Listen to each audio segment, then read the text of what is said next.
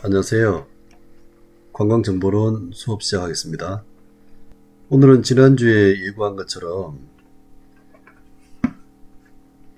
보강 수업으로 동영상 수업을 진행하겠습니다. 오늘의 주제는 웹 2.0에 대해서 알아보기입니다. 지난주에 잠깐 얘기를 드리긴 했습니다. 그리고 수업 형태는 오늘은 제가 강의를 하고 그에 대한 소감이나 여러분이 남기고 싶은 글을 우리 LMS에 남기거나 또는 우리 단체 톡에다가 남기는 걸로 해서 각자의 소감을 한마디씩 남겨주시기 바랍니다.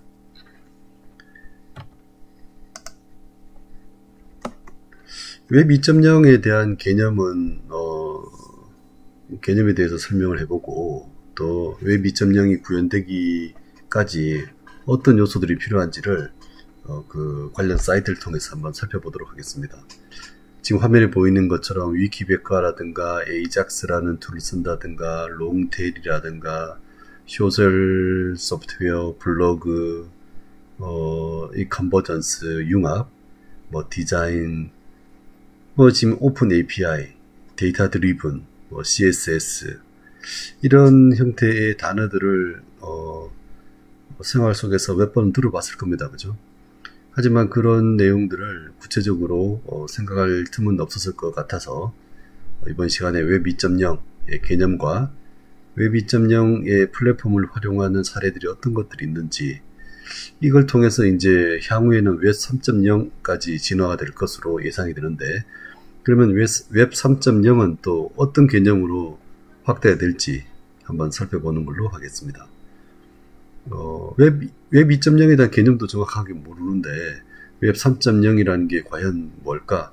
과연 우리 일생활에 어떻게 영향을 줄지 참 궁금하기 짝이 없습니다. 그죠? 네.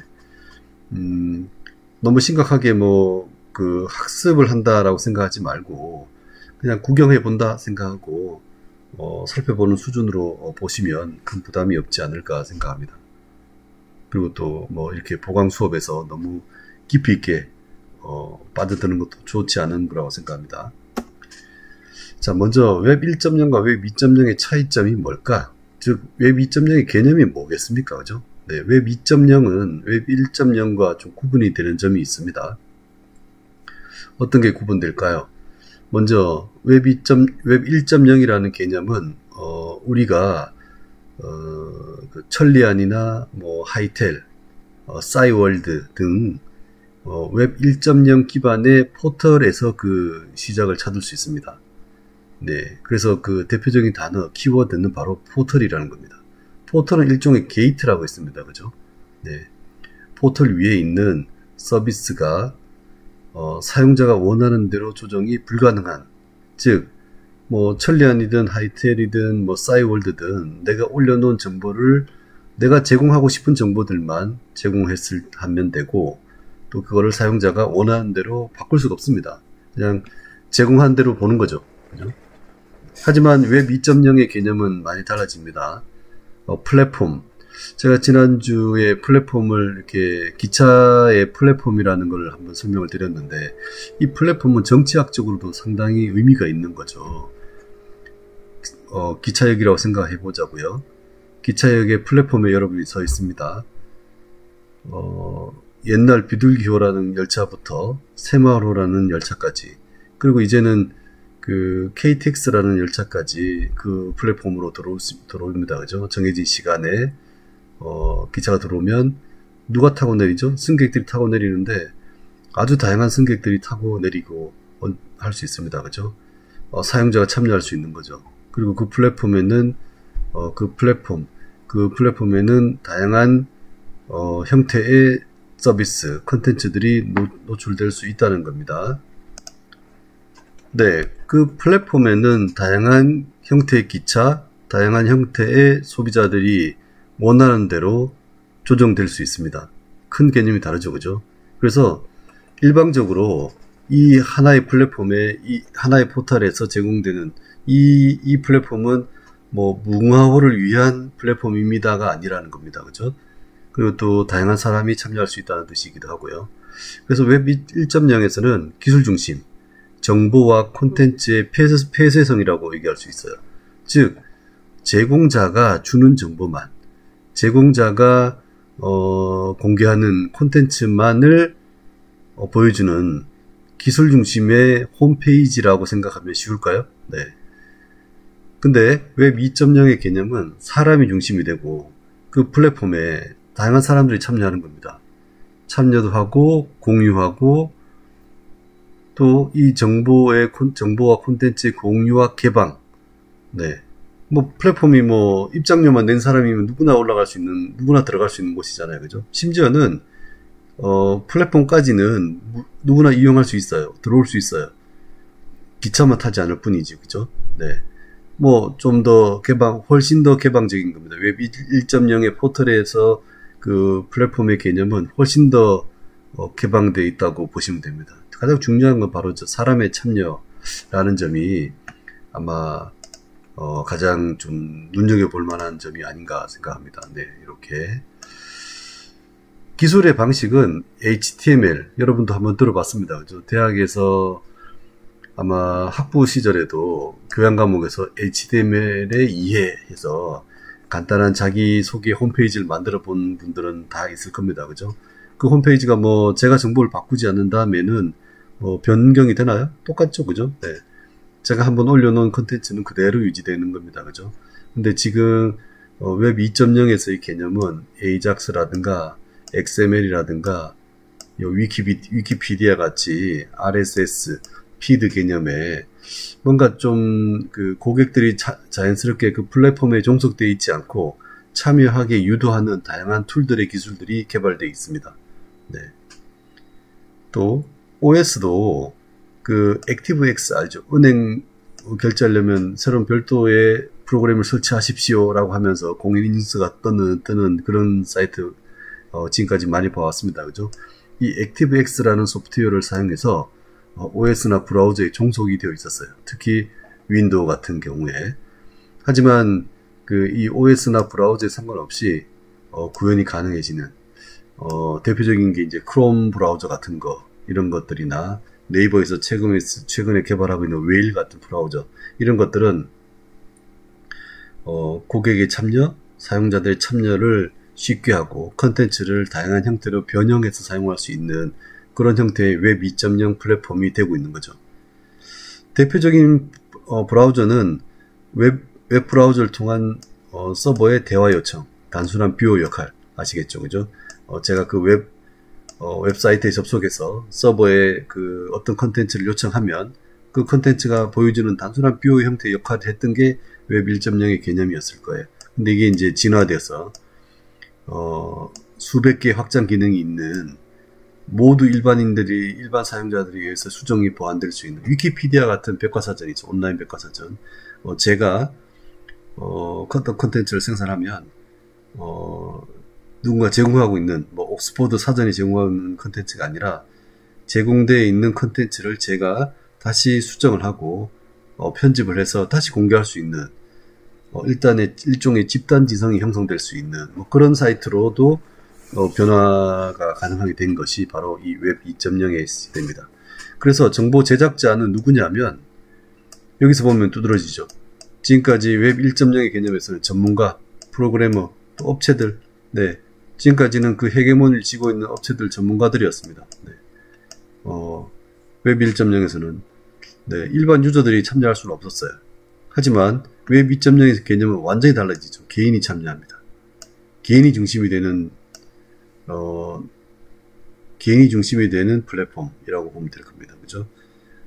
여러분도 느끼시는지 모르겠지만 언젠가부터 네이버라는 그 검색의 결과가 여러분이 로그인해서 보는 결과와 제가 로그인해서 보는 결과가 다르게 나타나는 거 알고 있나요? 여러분 사이 친구끼리도 똑같은 그 브라우저 열어놓고, 네이버 열어놓고 똑같은 주제의 도쿄라고 검색했을 때 보여주는 컨텐츠가 사람마다 다르게 나옵니다. 개인화됐다는 거죠. 내 취향에 맞는 정보 중심으로 데이터를 보여주게 되면 굳이 제가 여러 번 클릭해서 찾아가는 그런 불편도 없을 수 있을 뿐만 아니라 정확하기도 하고요. 맞춤형이 되기도 하고요. 그래서 네이버의 그 대표가 언젠가 한번 그런 얘기 했었죠. 한 대표, 지금 막 최근에 교체된 대표 말고 그 전에 대표가, 모든 사람들은, 서로 다른 네이버 메인 홈페이지를 만나게 될 거라고 얘기했던 적이 기억이 나는데, 이게 바로 대표적인 웹 2.0의 개념일 겁니다. 네, 다음 페이지 가볼게요.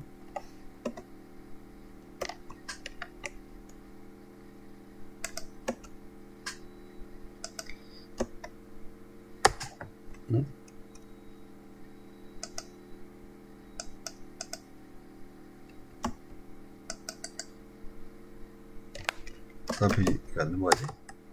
잠시만요. 네, 그래서 웹 2.0의 정의를 한마디로 한번 정리해 봅니다. 가트너라는 그 컨설팅 업체에서는 웹 2.0의 명확한 정의는 없지만 성공한 닷컴 기업들에게서 발견되는 공통적인 요소들을 포함하는 것이 웹 2.0이다. 좀 모호한 표현입니다. 그죠? 네. 어찌됐건 정확한 표현은 없지만 성공한 닷컴 기업들에게서는 주로 발견되는 공통적인 요소들이 있다고 합니다. 그게 뭘까요? 바로 참여, 공유, 개방. 참여, 공유, 개방을 통한 자발적이고 참여적인 활발한 지식 활동이 이루어지는 것을 의미한다. 그리고 새로운 형태의 웹 사용 환경을 통틀어서 말한다. 네. 지금 현재 2.0이라는 절정이라고 생각하면 될 것 같아요. 그죠? 이제 그 다음 시대는 바로 웹 3.0으로 진화되게 됩니다. 그죠? 일종의 탈중앙화, 메타버스, 가장 주목받는 게 메타버스라고 제가 한번 강조해 드린 적이 있습니다. 그죠?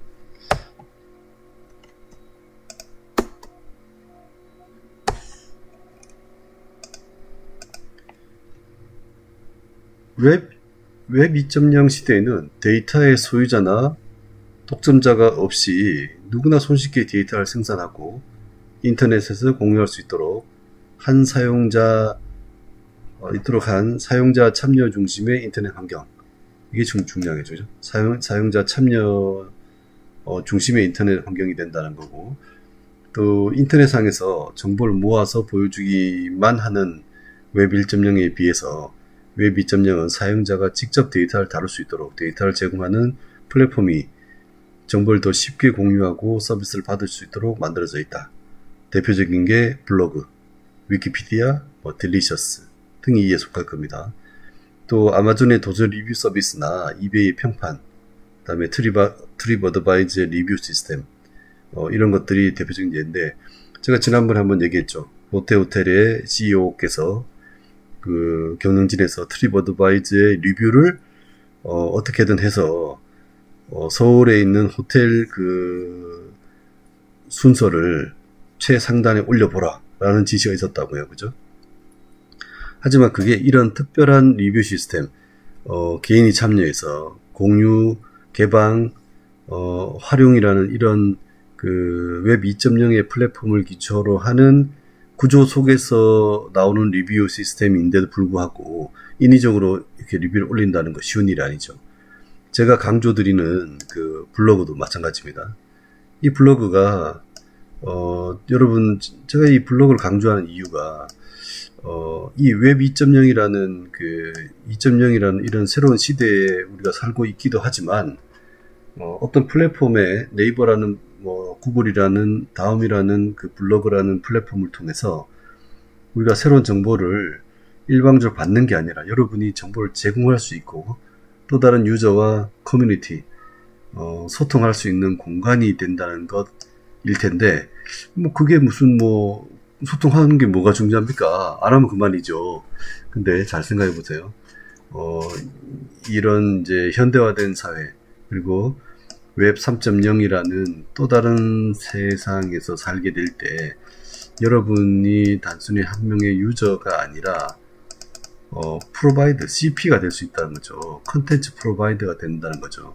이런 속에서 여러분의 전공이라는 게 완전히 새로워질 수 있고 완전히 확대될 수 있는, 팽창되는 아주 시작이 이 블로그가 될 겁니다. 그죠? 블로그는 웹 일기입니다. 그죠? 일기. 다이어리죠. 여러분의 근데 웹에서 쓰는 일기라고 그렇죠, 그죠? 그래서 일기니까 일기를 아무나 보라고 쓰진 않잖아요, 그죠? 네, 아무도 모르게 그냥 내가 혼자 쓰고 싶은, 나만 알고 싶은 거를 쓰는 게 일기잖아요, 그죠? 근데 이 블로그는 바로 나만이 알고 있는 정보를, 나한테만 하고 싶은 얘기를 나한테만 하는, 하지만 알고 보면 모두에 하고 있는 그런 겁니다. 그래서 나한테만 하는 얘기를 적으면 자연스럽게 모두에게 하는 효과가 나는, 그래서 여러분이 어떤 특정 정보에 좀 전문화되어 있거나 독특한 컨텐츠를 제공할 수 있는 능력이 있다는 사실을, 여러분이 정리한 거지만 여러분을 위해서 정리한 건데도 불구하고 많은 사람들이 공유할 수 있게 되면, 뭐 여러분의知名도를 높일 수도 있고 여러분의 연구 결과를 공유할 수 있는 좋은 공간이 바로 이 블로그라는, 그 중에서도 이제 네이버 블로그를 활용해보자 라고 생각하는 건 뭐 네이버의 그 네임밸류 때문에 그렇고 확장성 때문에 그런 거죠. 그래서 이 블로그 같은 거를 최대한 활용해보자 하는 겁니다. 제가 블로그는 참 강조를 많이 하는데, 강조하는 건 과유불급, 그러니까 지나치면 안 좋다 생각하는데, 그렇지 않은 것 같아요. 계속 강조해도 전혀 나쁘지 않은 것 같아요. 일례로 제가 네이버에 그렇게 2개의 블로그를 운영하고 있는데, 여행 블로그 하나하고 그다음에 3D 프린트 관련 블로그잖아요, 그죠? 근데 여행 블로그도 지금까지 방치했었어요. 아주 관심도 없이 쳐다보지도 않다가 지난주부터 다시 여행 블로그를 만지기 시작했습니다. 한 7년 만에 컨텐츠를 다시 올렸어요. 100만이 넘는 블로그, 누적뷰 100만이 넘는 블로그니까 네이버 입장에서는 그렇게 가치 없는 블로그가 아니고, 또 제가 쓴 컨텐츠가 거의 800 몇 개가 되니까 꽤 상당히 활동이 많은 블로그였거든요. 또 네이버 메인에도 한번 올라갔고, 또 여러분 아는지 모르겠는데 네이버 포토라는 게 있었어요. 네이버 포토라는 서비스가 사진 서비스인데, 유저들이 어떤 주제의 사진을 매일매일 올리는 거예요. 그러면 그 중에서 사진을 선발해서 오늘의 포토를 선택합니다. 오포라고 해서, 오늘의 포토는 사진가들에게는 아주 영광스러운 그런 상과 같은 거였는데, 왜냐하면 네이버에 하루에 올라오는 그 수많은 컨텐츠와 사진들이 올라오잖아요. 그 중에서 오늘의 사진으로 선정해서 매일 발표를 합니다. 오늘의 포토가 되기 위해서 얼마나 많은 사진사들이 사진을 촬영해오고 올리는 줄 아시나요? 제가 오늘의 포토에 한번 선정이 된 적이 있었거든요. 정말 영광이었고, 또 오늘의 포토를 선정하는 사진가 심사위원들이 국내에 이름만 대면 알만한 사진가들이 심사를 보고 그 심사평을 남겨주는데, 그 심사평을 읽어보고서 느낀 거, 아니 저 심사위원이 어떻게 내 마음을 저렇게 잘 알까라는 생각이 들었어요. 참 제가 어떤 이제 곧 부처님 오신 날이 돼서 될 텐데, 제가 어느 인도네시아 자카르타에 있는 어디 박물관에 가서, 자카르타였는지 파키스탄인지 모르겠는데 인도네시아 자카르타였을 거예요. 박물관에서 사진을 하나 찍었는데, 그 사진이 목각으로 만든 불상이었어요. 그거를 이제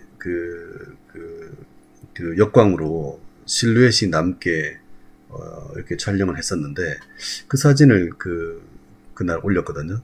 마침 또 오늘의 포토 올린 시기가 마침 5월달 부처님 오신 날 전후였던 것 같아요.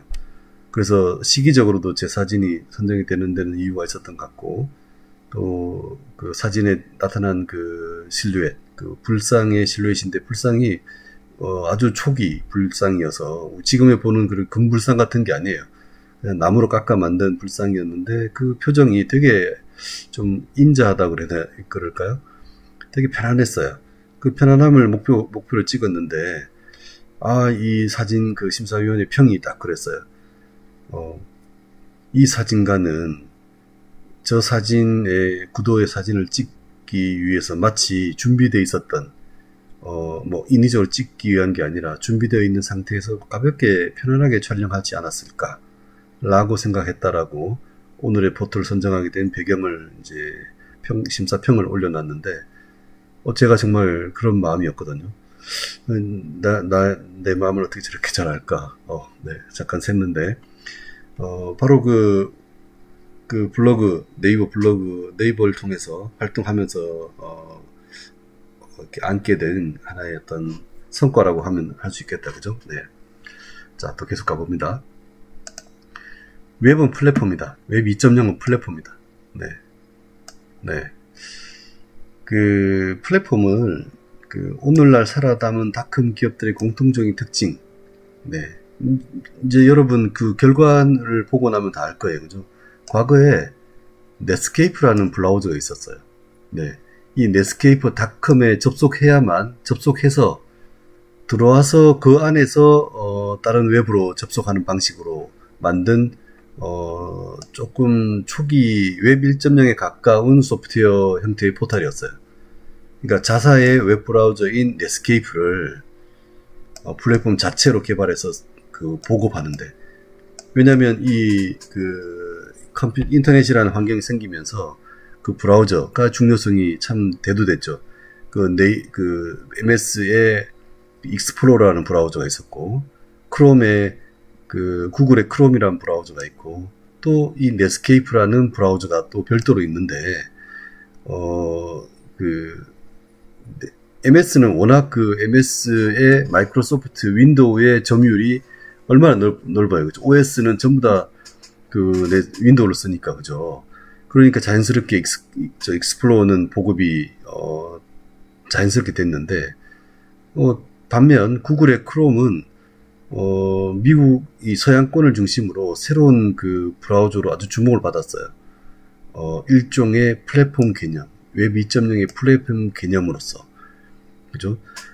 익스플로어는 액티브엑스라는 걸 설치해야만, 또는 프레시라는 프로그램을 설치해야만 애니메이션이 돌아간다든가, 또는 은행 서비스가 가능한 별도의 프로그램을 설치할 수 있게 됐는데, 그런 거 없이도 이 구글의 크롬 브라우저는 지원했거든요.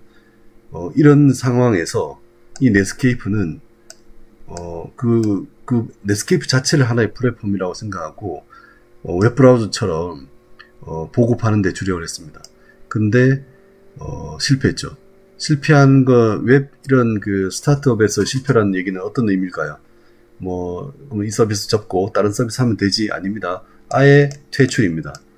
퇴출돼서 사라졌어요. 네. 하지만 구글이나 아마존 같은 패키지 소프트웨어를 개발하고 판매하는 이런 기업들은 예전 방식을 버리고 웹을 플랫폼 형태로 서비스를 바꾼 겁니다. 누구나 내 플랫폼을 이용해서 새로운 서비스를 만들 수 있게 해주고 내 컨텐츠를 제공하기도 하고 또 데이터를 수집하는데 도움을 주기도 합니다. 이런 특히 구글은 이 데이터베이스를 강화하기 위해서 막대한 양의 데이터를 수집하는데 엄청난 돈을 씁니다. 물론 그 비용은 충분히 가져가고 있는 거죠. 네. 자,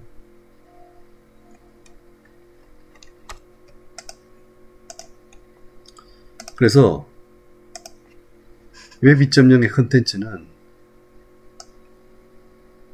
RSS라는 방식의 피드라고 들어봤나요, 여러분? 뉴스나 블로그 같이 콘텐츠 업데이트가 자주 일어나는 웹사이트에서 업데이트된 정보를 자동적으로 쉽게 사용자가 제공하기 위해서 하는 서비스입니다. 일종의 구독 서비스 같은 거죠. 예. 지금의 구독 같은 겁니다. 그죠? 업데이트가 되면 굳이 내가 업데이트 하지 않아도 업데이트해서 그 정보를 제공해 주는 거죠. 네. 그 다음에 태그는 이제 여러분이 간단한 인스타나 페이스북이나 뭘 해도 태그의 개념은 잘 압니다. 그죠? 특정한 문서나 이미지에 꼬리표를 달아서 그 문서를 설명하는 그 문서 자체를 설명해 주는 거죠. 태그를 달아두면 본문 내용과 관계없는 주제별로 검색이 될 수 있고, 이에 따라서 좀 진화된 검색 혁명을 만들어낸다. 그죠? 제가 지금 해외여행 정보를 올리고 있는 블로그가 있어요. 거기에 태그를 해외여행 중에서도 배낭여행, 패키지 여행 이런 등등의 이름으로 태그를 달아놓으면 저는 해외여행이라는 그 큰 주제로 글을 썼지만 그 글에 담겨있는 태그, 배낭여행이라는 태그를 타고 태그라고 배낭여행이라고 검색한 사람들도 제 글을 볼 수 있게 되는 거죠, 그죠? 네, 그게 바로 요즘 너무나 흔한 얘기가 돼버렸어요, 지금의, 그죠? 이 RSS도 마찬가지고, 그죠? 이 구독과 검색 효율을 높여주는 태그 되게 쉬워졌고, 또 이 API라는 그 플랫폼 서비스에 대해서 좀 알아둘 필요가 있는데, 이 어플리케이션 프로그램 인터페이스에서 하나의 표준 프로그램입니다. 그러니까 즉 사전적 의미로는 소프트웨어 어플리케이션을 개발하기 위한 여러 가지 함수의 집합. 말이 어렵다, 그죠? 특정 소프트웨어나 프로그램의 기능을 다른 프로그램에서 활용할 수 있는 표준화된 인터페이스를 제공한다. 이건 좀 쉬울 것 같아요, 그죠? 표준화된 인터페이스를 제공한다. 어떤 정보? 예를 들면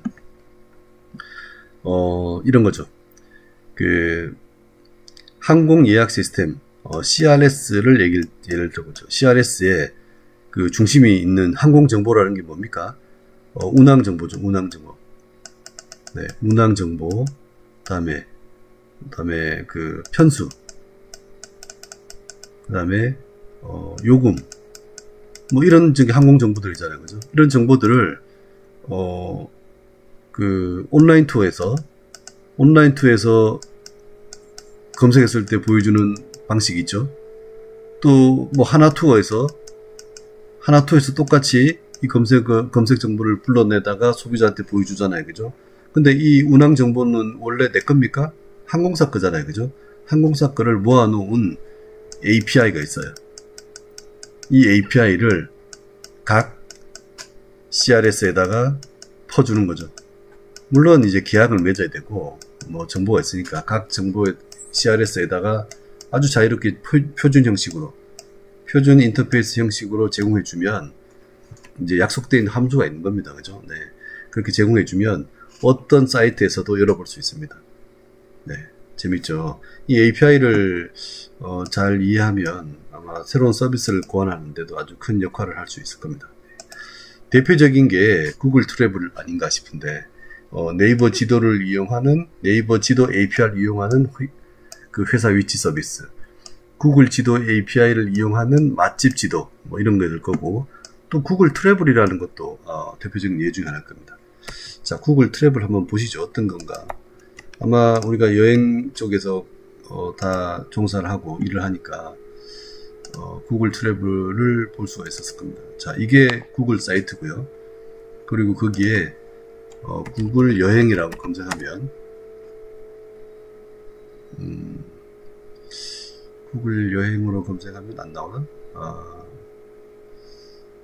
이렇게 어쨌든 들어오긴 들어오네, 그죠? 네. 네, 구글 여행 홈이 바로 이겁니다. 네.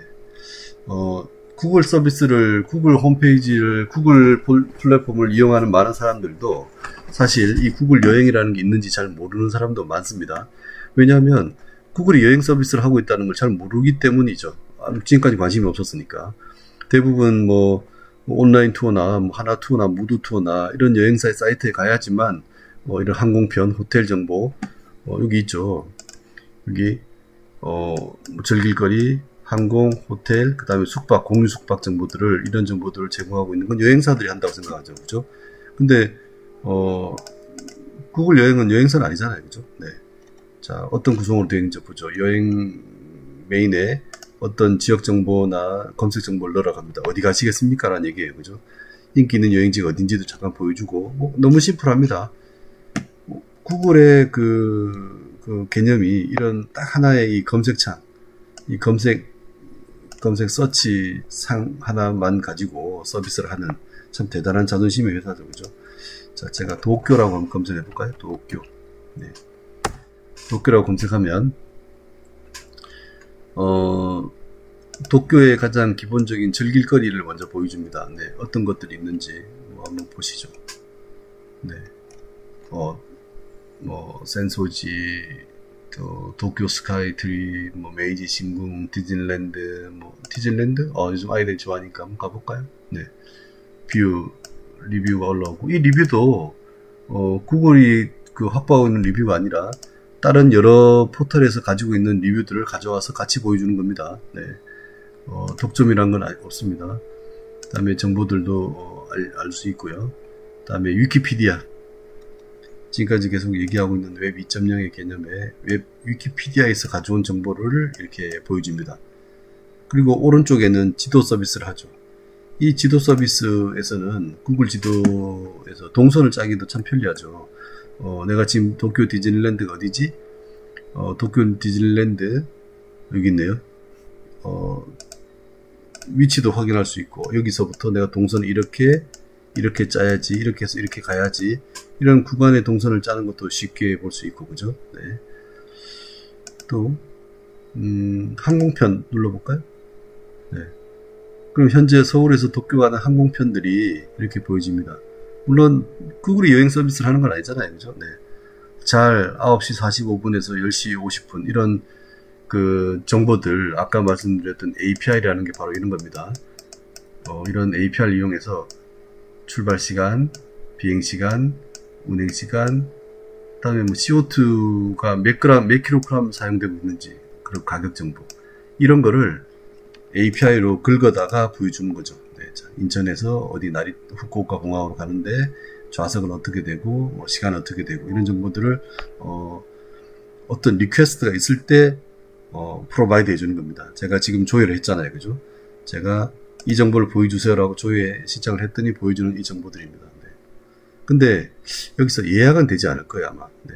이게 가격 정보를 이렇게 누르면 좀 구체적인 정보가 나오고, 다시 한 번 더 누르면 왕복 편수가 나오지만, 이게 예약이 되나? 예약은 안 되는 걸로 제가 알고 있었는데, 뭐 항공편 변경하고, 네, 정보 조회는 되는데 예약까지는 되지 않아요. 지금 여기 보면 아랫부분에 예약 옵션, 현재 위치에서 예약 정보가 지원되지 않습니다. 옵션을 보려면 하단에 클릭해서 위치 중 하나를 찾아가십시오. 네, 여기서 뭐 찾아가라고 이렇게 돼서 딴 사이트로 연결시켜 주는 거죠. 만약에 내가 여행 서비스를 하는 업체라면 내가 잡아야죠. 내 고객, P&R 내 걸로 잡게 만들어야죠. 하지만 그렇진 않은 거죠, 그죠? 네. 자, 다시. 다음에 호텔. 네, 호텔 정보도 역시 여러 가지 정보들을 위치와 함께 보여줍니다. 직관적으로 알아보기 쉽죠, 그죠? 호텔의 위치를 딱 클릭하면 아사쿠사 뷰 호텔이 보이고, 부킹닷컴에서 예약을 할 수 있도록 열어줍니다. 부킹닷컴에서, 네, 예약할 수 있게 부킹닷컴에 있는 정보들을 어떻게 API, 부킹닷컴의 API를 이용해서, 그 표준 포맷의 프로그램을 이용해서 정보를, 방과 요금 정보를 보여줍니다. 사이트로 가볼 수도 있게 되고요, 그죠? 네. 또 리뷰들, 구글의 리뷰들도 볼 수 있게 해주고, 또 앞으로 돌아가 볼까요? 사이트 아예 빠져나왔네요. 네. 그 다음에 공유 숙박, 에어비앤비 같은, 우리는 뭐 에어비앤비만 알지만 에어비앤비만 있는 건 아니에요, 그죠? 더 많은 공유 사이트가 있을 겁니다. 2명 숙박 가능한 침대 1개짜리 집 36,000원. 너무 싼데? 한 7만원짜리 2명 숙박 가능한, 네, 볼까요? 네. 스냅 트래블이라는 곳이네요, 그죠? 스냅 트래블이라는 곳을 통해서 예약을 할 수 있도록 사이트에 들어가 보면, 네, 스냅 트래블이라는 곳에서 SMS로 예약하기, 이렇게 누르면 이제 예약 진행되겠죠. 지금 이제 우리가 같은 페이지를 이렇게 한번 리뷰를 해보면서 느끼지만, 어떤 동선을 짜는데도 도움이 되고요. 또 이 API를 기초로 하고 있는 이런 여행 서비스, 여행 컨텐츠를 마치 드라이하게 컨텐츠만 이렇게 보여주는 모습이 좀 뭔가 조금 새롭지 않나요? 네. 뭔가 우리가 판매를 하기 위한 목적으로 막 하는 만약에 지금 하나투어에서 도쿄 핫딜, 도쿄에 뭐 아침 9시 비행기를 뭐 전세를 해서 차트를 띄워가지고 그 비행기 표를 팔기 위해서 막 집중적으로 홍보하는 거하고 다르게, 그냥 이렇게 개방해 놓은 API 정보들로 막 뿌려 놓은 이 많은 그 롱테일 기법, 롱테일 마케팅, 충분히 검색을 해보고 그 중에서 하나를 선택해서 예약을 하시면 그게 예약 서비스가 되는 거죠. 뭘 얘기할지 몰라요. 하지만 제가 아까 여기다가 도쿄라고 몇 번을 이렇게 검색을 하면 제가 그 RSS, 피드라는 게 태그 이런 방식을 통해서 제가 다시 접속했을 때 지금 로그인 했을 때 얘기입니다. 로그인하고 들어오면 도쿄 정보를 먼저 보여주는 거예요. 기가 막히죠. 도쿄의 핫딜 정보를 먼저 보여주면서 도쿄의 사람은 도쿄에 관심 있는 사람이다라고 이렇게 보여주면 자연스럽게 그 도쿄 정보를 더 빨리 저는 얻을 뿐만 아니라 감사하게 또 시간을 줄일 수 있잖아요, 그죠? 그것도 예약까지 할 수 있다면 더 좋겠고 이렇게 되는 것처럼 구글은 그렇게 고객이 필요한 정보를 알고 미리 딱 정보를 던져주는 거죠. 네. 심지어는 광고도 그 위치에 도쿄 광고를 보여주는 거예요. 제가 구글 사이트 다른 페이지에 들어가서 구글에서 내가 좀 뭐 검색할 게 있었는데 하고 검색을 했더니 어떻게 알고 제가 이 도쿄 디즈니랜드 지금 보고 있는데 딱 지금 이렇게 검색을 했는데 하나 더 들어가 볼까요? 위키피디아로 가볼까요? 네, 위키피디아에 갔는데 여기 광고가 있는데 어디였지? 안 보이네. 여기 딱 광고가 하나 따라다녔을 텐데. 자, 위키피디아 말고 다른 데 가보죠. 그러면 위키피디아 말고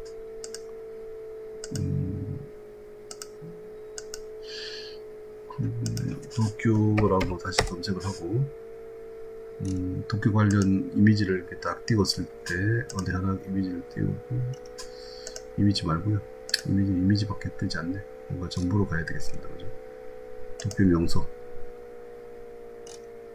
그리고 호텔스닷컴 말고 추천 리스트 다 업체 사이트인데 그죠? 가보죠. 네, 이렇게 왔을 때 보여지는 이런 광고들 있죠. 이 광고들 구글에서 제공하고 있는 애드센스라는 광고들이라는 거죠. 도쿄라고 검색한 여기 지금 쭈나구 재팬이라는 사이트에서 보여주는 사람들이 도쿄를 검색해서 왔을 때 보여주는 이 광고들은 일종의 그 검색 광고 클릭당 과금이 되는 거지만 저의 관심사를 반영해서 나타내주는 그런 광고라고 생각하면 됩니다. 특히 이 도쿄라는 컨텐츠가 있으니까 도쿄라는 컨텐츠에 맞는 광고들만 뿌려지는 전 세계에 그런 광고를 많죠. 그리고 또 심지어 그 요즘 최근에 그 화제가 됐던 것 중에 하나가 뭔지 기억나시는지 그 독도라는 사이트라고 검색하면 그런 광고들을 유튜브를 통해서 보여주는 거죠. 유튜브도 2.0, 3.0을 시작하고 있는 그런 사이트잖아요. 그죠? 독도라고 검색하면 보여지는 그 상에 노출되는 정보들을 일본에서 운영하고 있는 독도 사이트로 연결해서 독도 정보를 제공하고 있다. 아주 놀랄만한 그 현대 기술을 그대로 이용하는 거죠. 그걸 이상하다고 또 얘기할 수도 없는 거예요. 왜냐? 그건 플랫폼이니까 플랫폼에서 소비자들이 검색하는 사람들, 독도라고 검색하는 사람들한테 보여줄 수 있는 최적의 구조의 컨텐츠를 그 컨텐츠에다가 자기들이 의도적으로 노출하고 싶은 컨텐츠를 올려놓은 거니까 뭐 그걸 욕할 수도 없는 거예요. 참 어처구니 없는 일이지만 뭐 그런 일도 앞으로 종종 벌어지게 될 것 같습니다. 네, API라는 얘기가 있으니까 API만 정리하고 잠깐 쉬도록 하겠습니다. 네, 아까 얘기한 것처럼 소프트웨어 애플리케이션을 개발하기 위한 여러 가지 함수의 집합 어렵습니다. 그죠? 하지만 표준화된 애플리케이션이라고 생각하면 좀 쉬워지고 그 데이터를 형태는 홈페이지 형태는 다르지만 하나투어, 모두투어, 넥스투어, 뭐 온라인 투어 뭐 다 다르지만 인터파크 다르지만 그 보여지는 그 항공편수, 항공정보, 항공편수, 뭐 출 도착 시간 이런 요금 정보 이런 건 다 똑같습니다. 그죠? 그 요금도 공개적으로 제공하고 있는 션페어는 동일해요. 그죠? 그 각 항공사, 각 그 온라인 대리점들, 여행사들이 가지고 있는 그 판매용은 세일 프라이스만 다를 뿐이지 션페어는 똑같습니다. 그죠? 항공사가 처음에 만들어 놓은 요금은 똑같죠. 그게 할인해서 뭐 E클래스 얼마, 뭐 단체 G클래스 얼마 이렇게 세분화 돼버려서 다른 가격이 보여주고 여행사마다 가진 요금을 심지어는 같은 대한항공 E클래스 요금도 여행사마다 또 할인까지 넣어가지고 그 인센티브를 감안해서 더 역마진으로 팔기도 하잖아요. 그죠? 뭐 그렇게 팔면 소비자 입장에서는 더 싼 가격이 보여지게 되는 거니까. 네, 그런 게 이제 API의 기초가 되는 겁니다.